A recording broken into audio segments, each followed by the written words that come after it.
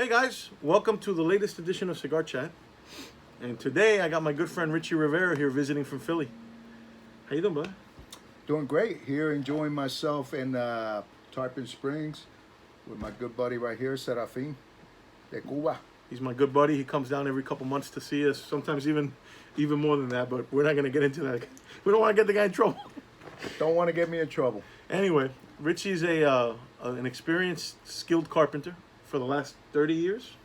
I'd say 26 years. 26 years. He's actually a representative, pretty higher up, right? In the Carpenters Union.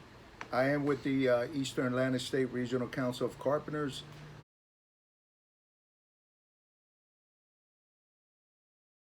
Our geographical area covers New Jersey, Pennsylvania, Delaware, Maryland, Washington, D.C., West Virginia, all the way to North Carolina. Wow.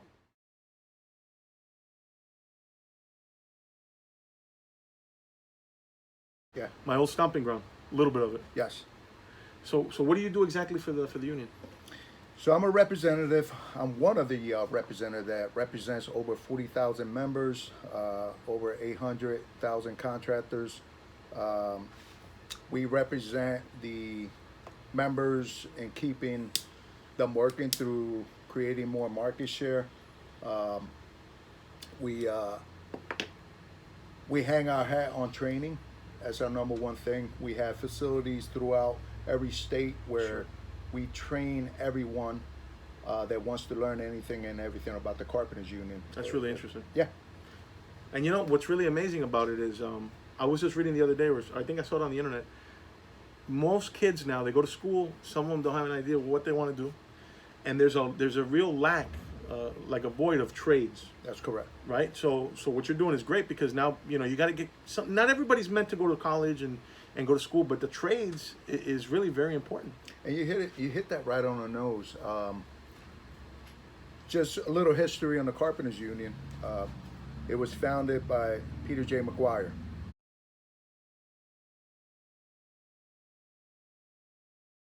Peter J. McGuire was an organizer in the 1800s. Wow. And he was the main founder of the United Brotherhood of Carpenters. Was that like up in the Northeast too? He is actually buried in Camden, New Jersey. In Camden, oh boy. Camden, New Jersey. You right will across find the river his from burial Philly. site right there. Absolutely.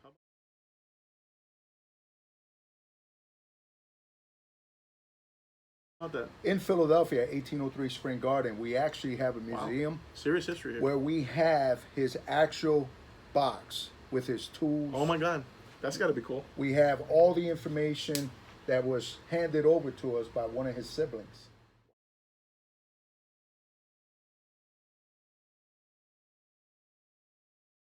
Wow. That had all his belongings, which was God. great. His delegate badge, his local weight, which is the first Carpenters local that was created. How many locals are there now? After all the mergers, I got to be honest. Quite a bit. Well, they shrunk down the locals, and they created bigger councils. It's what they did throughout the Brotherhood. That's all across the United States and like worldwide, right? Across to the United States, yes. Wow. But bringing me here to Florida, met my friend here. I'm a lover of cigars. Comes in, we hang out, we talk about everything here. It's great here in Tarpon Springs. I'm not paying him anything, by the way. For Not this, at all. What is it? Paid announcement. Oh, what? Yeah. Paid political. Free advertisement right here. You don't have to worry about that. But we just figured we'd do a video, talk a little bit about what Richie does, and about the Carpenters Union and the stuff he's involved in, and it's quite a bit of stuff. It's great. I mean, knowing Serafin and everything about the history here in Tarpon Springs with his father, whom he created an awesome cigar. Thank you. Beyond his father, and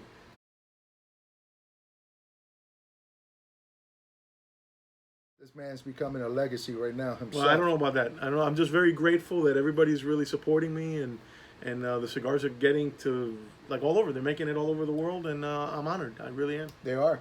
You got a whole group of fans over there in Jersey. Loyal, and local, good, loyal friends. Absolutely. Let's put it that way.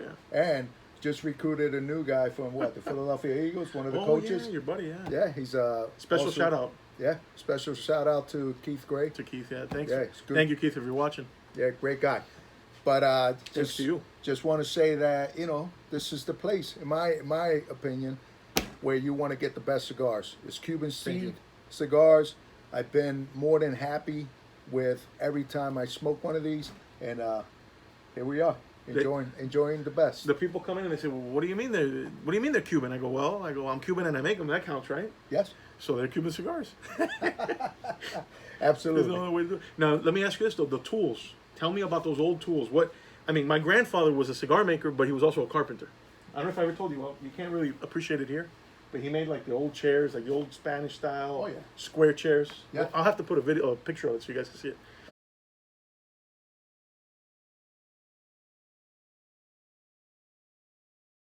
But I know like his thing was like a saw, hand saw, Yeah, the hammer, right?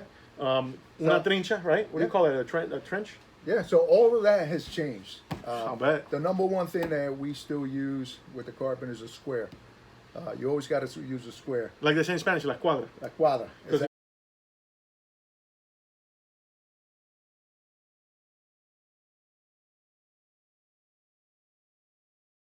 if it's not square, you're gonna have like tilted everything, right? Yeah, helps you with your angle cuts. That's the most You get important thing. 45-degree cuts. But the most part of this trade here is the training. Like I said, it's the number one thing that we hold our hats on to. Sure. As you said, as you heard it before, you can't kick the can down the road. You gotta work your way. You gotta work your Yeah. way, and you have to learn everything you have to in order to stay ahead of the curve. Absolutely. Because It if you changes, don't, right? Everything changes. Everything We had a book say, "Who stole my cheese?" Oh my God. And that book was created because of the advancement of where we're at today. Exactly. People think that you don't advance in carpentry. You do. Every career, Every career. anything you do. Every I'll career. bet you now they got like digital tools, right? I mean, now it's Everything's digital. You got Wow. lasers now. To make sure back everything then is- you used to use a plumb. my God. You Yeah. know You what got I to mean? give those guys credit. Those guys, Yeah. like you said, from Camden and like that whole Northeast area, the architecture Yes. in those old houses. Oh my God! Like everything was all built by hand. Yeah.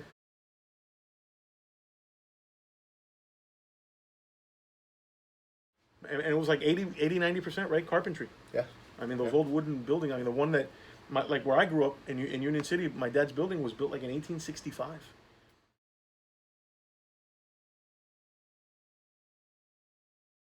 And you could appreciate like the old architecture, and it's a shame because every day that passes, less and less of those buildings are around, because unfortunately, real estate there has gotten very expensive in Jersey, Philly, Yeah. and they just knock these buildings down, and it's preservation is really what it's all about. Absolutely. You know? Absolutely. And we continue to look for good qualified Yeah. workers that are willing to get trained. For sure. It's just like Serafin mentioned. We got kids today. All they want to do is play with the computer. Yeah. All they want to do is Yeah, the have Xbox. this digital stuff in their hands. And at They the don't end play of the baseball day, anymore, these they guys. don't play baseball Yeah. anymore. They don't kick ball. They don't want to do any of that stuff. Halfies. Yeah. So what we're hoping to do is continue to recruit kids from school. That's like he awesome. mentioned, kids, if they're not going to become doctors, lawyers, Right. they're surgeons. Because not everybody can be an attorney or a doctor. I mean, that's just the way. Like Dad used to say, "En la vida hay que tener todo tipo de gente." You have to have all kind of people in life, right? That's right. And with the carpenters, we have that old saying, it's better to teach someone how to fish than to feed them. Than to give them a fish. Yeah, you're right. So how long is okay, if somebody gets into the program, how long would it take for them to be fully ready to go? Like everybody's different, I know, but So we have a 4-year apprenticeship a program. 4-year apprenticeship. Okay. So once they come out of high school, they can automatically come to the Carpenters Union and fill out the application. And what Wow. we do is we create a sponsorship. And what they do is they go through 4 years of training, but Okay. they will be working directly for one of the companies as well. Wow, so you guys get them placed too. Yes. That's phenomenal. Yeah, we get them That's placed. great. They'll go to work, hands-on. They'll be under professional journeymen that have been around for years that will teach them Wow. on the job, but we will also teach them at the school, which that's amazing. 25 days a year. So in essence, it's not like they're just getting a job; they're getting a career. Correct. And that's how you started, right? I mean, you went in and Yeah, you I worked your did. way up, and I did. Currently I have 26 years in. that's incredible. I did my 4-year apprenticeship program. it was a life-changing experience for myself. Mm-hmm. I was a guy that didn't know which way to go, and And here you are doing this. was able to get into the Carpenters Wow. Union.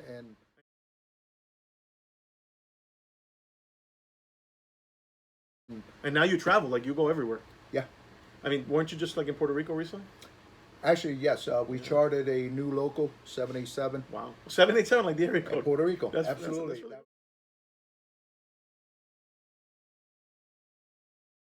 We believe, again, Puerto Rico is a hard place. Uh, you have people working on the construction, Sure. less than $15 an hour. Wow. Which is sad because It's sad for that kind of work, yeah, for that kind of this is labor something- labor intensive, yeah. Yeah, this is something that it's been going on for over 30, 40 years, Yeah. where people are not advancing when it comes to working. It's you know, difficult for the down there, trade. though, right? Because of the laws and everything. That's correct. Yeah, That's yeah. correct. It's yeah. a little bit harder down there, I'm sure.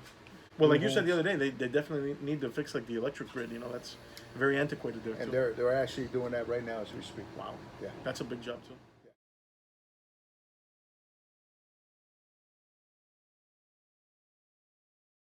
That'll probably be, what do you think, 10 years? Maybe. I would say a good 10 years, yeah. Even though I heard like in Puerto Rico, they're trying to go solar a lot of places.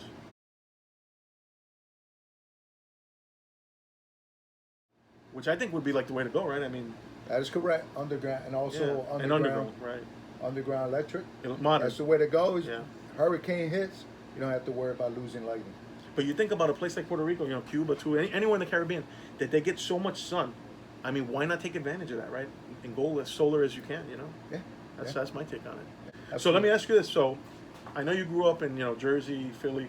How was that? I mean, how was your upbringing over there? Well, like we spoke earlier, our upbringing was a lot different in Philadelphia as a kid. You know, Everybody knew each other, right? Everybody knew each the other. neighborhood.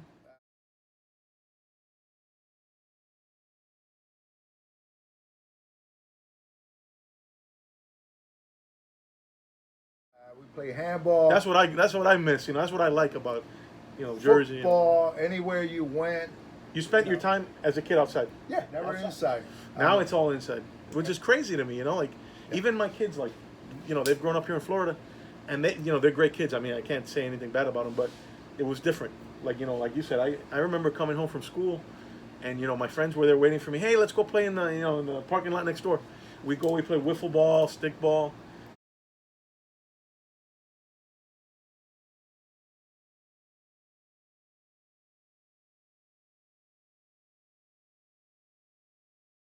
Just hang out, you know, and then my mother would call me, listen, at like 5 o'clock, you know, oye, dale, que the food's ready, comida. Oh shit. Yeah. I was like, all right, well, time to say goodbye, guys. Time to go in and, you know, have dinner and do homework, and that was it.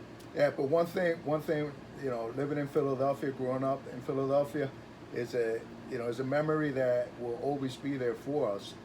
We lived at a time where The world was a simpler place. very simple. Very Everything's simple gotten place. more complicated now. Yes.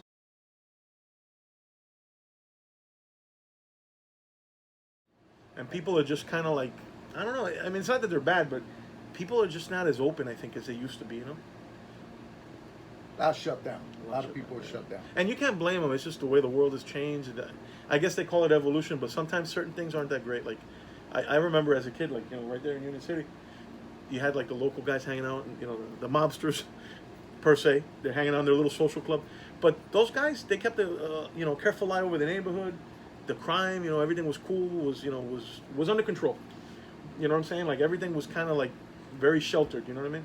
Every shelter at a time. Philadelphia, as you know, it was one of the bigger places where yeah, God, yeah. there was a lot of that activity. At Yeah, the you time. lived that, right? I mean, Yeah. like growing up in the 70s and 80s, Philly was a hotbed, man. It was. Oh We my had God. Stanford there, Nicky Scarfo. Right, oh my God. You know.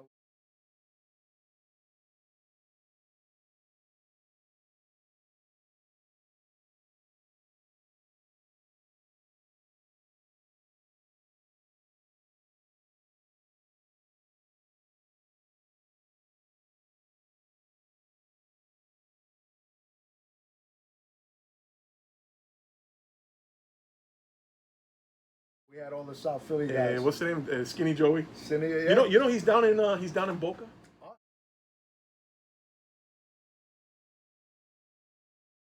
Joey hear. Merlino, yeah. I hear. He's got a restaurant there called Merlino's, which I think is pretty interesting.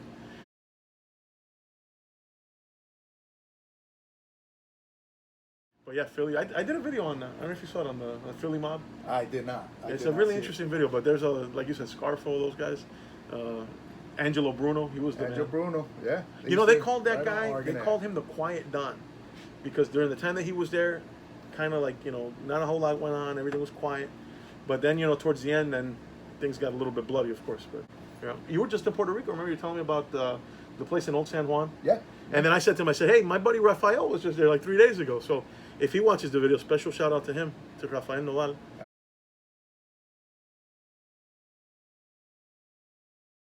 That place has been there for eons, man. Been there for a long time. Long time. Very, long very time. well established cigar shop in Old San Juan. So if you guys are down there visiting, check them out. Beautiful place too.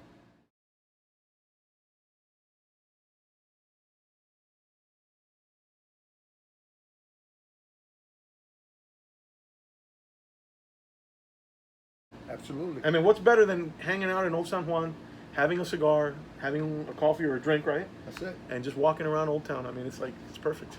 Salute. Is there anything else you want to add? Actually, no, not really, man. Just the fact that I'm enjoying myself right now. He wants to smoke a cigar in I'm peace. smoking a cigar, and I'm smoking it with a good friend. Thank you. Here at Serafin's Cuban Cigars. Thank you very much, guys. And thanks for watching. Till next time.